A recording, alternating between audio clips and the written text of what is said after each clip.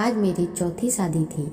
मैं चौथी बार दूल्हा बना खड़ा था, लेकिन मेरी आंखों में बहुत ज़्यादा डर था, क्योंकि मेरे साथ बहुत बुरे बुरे अनुभव हो चुके थे और मैं फिर से शादी नहीं करना चाहता था। लेकिन मुसीबत यह थी कि मेरे घर में अकेला रहता था। मुझे किसी के साथ की ज़रूरत थी। बीमार हो जाता तो कोई पानी पूछने वाला नहीं होता था। इतना बड़ा घर था, हर काम नौकरों से नहीं करवाया जा सकता था। इसीलिए दोस्तों और रिश्तेदारों के कहने पर मैं चौथी बार दूल्हा बनकर खड़ा हो गया। लेकिन पिछली 3 शादियां किस तरह से नाकाम हुई, उस बात का मुझे आज तक पता न चल सका। मेरी पत्नी शादी के 2 दिन बाद ही छोड़कर चली गई। मेरी पत्नी रातों को चीखें मारती हुई मेरे कमरे से निकल जाती और सुबह अपने घर चली जाती। उसके बाद कोई भी वापस नहीं आई। वापस आया तो तलाकनामा और यह अनुरोध के तलाक देकर बात खत्म करवा दी जाए। मेरी ज़िंदगी में क्या हो रहा था? अगर इस दफ़ा भी मेरे साथ ऐसा ही होने वाला था तो फिर मैं बस सिर्फ 3 दिन का दूल्हा था। 25 साल की उम्र में चौथी बार शादी कर रहा था। ज़िंदगी किस तरफ जा रही थी कुछ समझ नहीं आ रहा था। चौथी पत्नी भी बहुत ज़्यादा प्यारी और समझदार थी, पढ़ी लिखी भी थी। मैंने सोचा कि पढ़ी लिखी लड़कियां तो वैसे ही बहुत तेज होती हैं, उनके पास हर सवाल का जवाब होता है।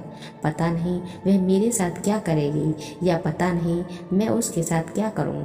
वह भी मुझे छोड़कर भाग जाएगी या समझदारी से मेरा साथ निभाएगी। डॉक्टर के पास भी गया था। डॉक्टर ने कहा सब कुछ ठीक है, तुम्हारे साथ तो कोई मसला नहीं है। फिर मेरी पत्नियां मेरे पास 2 दिन से ज़्यादा क्यों नहीं रहती? यही सब सोचते सोचते मैं अपनी नई नवेली दुल्हन के पास कमरे में गया। मैंने जब घूंघट उठाया तो उसका चेहरा देखकर मेरे होश उड़ गए। उसकी आंखों में आंसू थे। वह मुझे कुछ परेशान नजर आ रही थी। मैंने कहा क्या बात है, क्यों परेशान हो? परेशान तो मुझे होना चाहिए। उसने कहा कि क्यों आपको परेशान होना चाहिए? तो मैंने उसे सारी बात बता दी कि आज तक मैं 4 शादियाँ कर चुका हूँ, लेकिन कोई भी पत्नी मेरे साथ 2 दिन से ज़्यादा नहीं रहती। मुझे नहीं पता मेरी गलती कहाँ होती है। सही तरीके से शादी होती है, मैं उनको अपने घर लेकर आता हूँ और आमने सामने बैठकर बातें करते हैं। 2 दिन अच्छे से गुजर जाते हैं, लेकिन तीसरे दिन वह भाग जाती हैं। पता नहीं इसमें गलती मेरी होती है या उनकी। अगर आज भी यही होने वाला है तो मैं आपको पहले ही बता रहा हूँ कि मैं आपकी ज़िंदगी बर्बाद नहीं करना चाहता। उस लड़की का नाम सीमा था। उसने कहा मेरे माँ बाप इस दुनिया में नहीं हैं। मामा ने शादी कराई है। उन्होंने मुझे पहले ही बताया था कि उस लड़के की पहले 3 शादियां हो चुकी हैं, लेकिन कोई भी पत्नी साथ नहीं रही और बच्चे भी नहीं हैं। इसीलिए मैंने शादी के लिए हाँ कर दी। वैसे भी मेरे पास कोई और ऑप्शन नहीं था।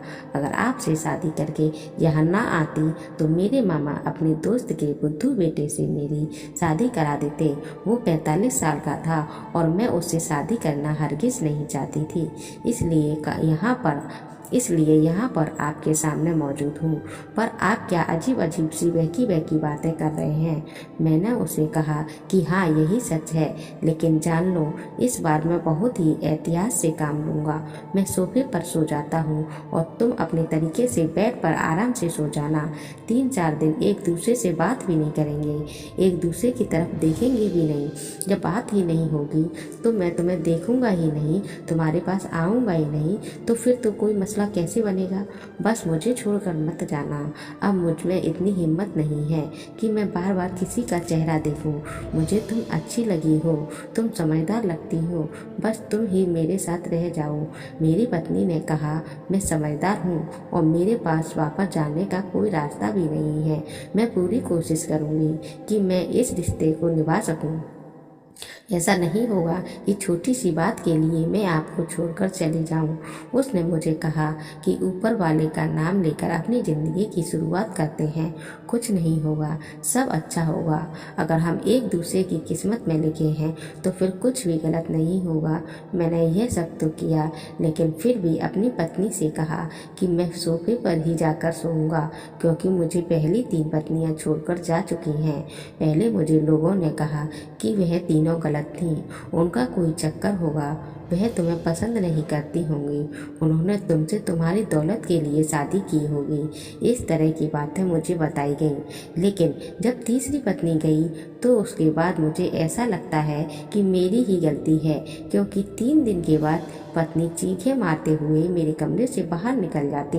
उसके बाद मुझे नज़र ही नहीं आती कि मेरी पत्नी भी थोड़ी सी डरी हुई लग रही थी, लेकिन उससे ज़्यादा तो मैं खुद डरा हुआ था। मुझे तो शादी के नाम के शब्द से भी डर लगने लगा था। मैं जाकर सोफे पर सो गया। मुझसे दूरी बनाए रखो, बस 3 दिन गुजर जाने दो। मेरी पत्नी भी थोड़ी मुझसे तंग आ गई, लेकिन खैर यह 3 दिन भी गुजर गए।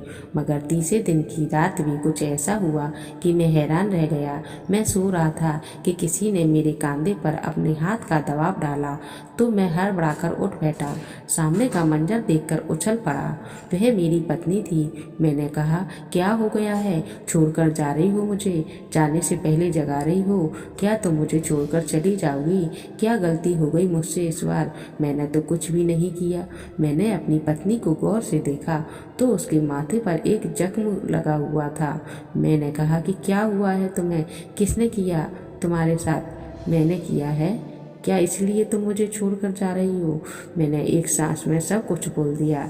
जब मेरी पत्नी ने मेरा हाथ पकड़ा और कहा कि पहली बात यह है कि मैं आपको छोड़कर नहीं जा रही हूँ, और दूसरी बात यह है कि मुझे पता चल गया है कि आपके साथ मामला क्या है और आपकी पत्नियाँ आपको किस वजह से छोड़कर गई हैं। लेकिन मैं नहीं जाऊंगी, मेरे साथ आइए, मैं आपको कुछ दिखाना चाहती हूँ।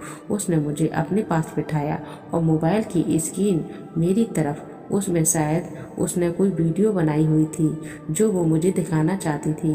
वीडियो देखकर तो मेरे कदमों तले जमीन निकल गई और माथे पर पसीना आ गया। दरअसल वीडियो में यह नजर आ रहा था कि अचानक से मुझे कोई दौड़ा पड़ा था। मैं पागलों की तरह चीज़ें उठा उठा कर फेंक रहा था और फिर अपनी पत्नी का पीछा करने लगा। फिर शायद मेरी पत्नी जमीन पर गिरी और भागती हुई कमरे से निकल गई।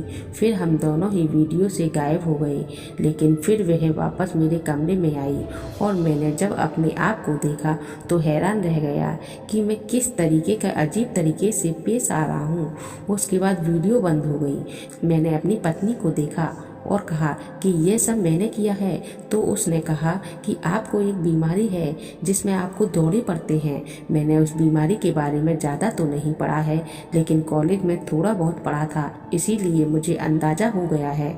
मैंने कहा कि यह जख्म तो तुम्हें मेरी वजह से लगा है ना, इसका मतलब कि मैं पागल हूँ। मेरी पत्नी ने कहा, नहीं, आप पागल नहीं हैं, आपका इलाज हो सकता है, हम डॉक्टर के पास जाएंगे, मैं आपको छोड़कर नहीं जाऊँगी। हम डॉक्टर के पास गए।